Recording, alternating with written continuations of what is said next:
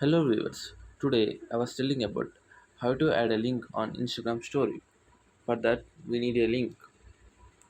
So I was taking a link on YouTube channel. So here we see the share button. So copy the link as coming back as going to Instagram account and putting a story, click a image. I was clicking a dark image.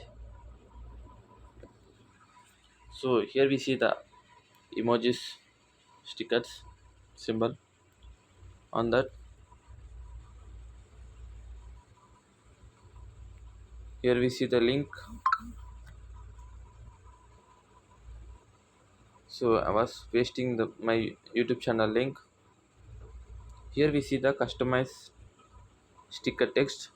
So some we need to add some text. I was texting like click here, done.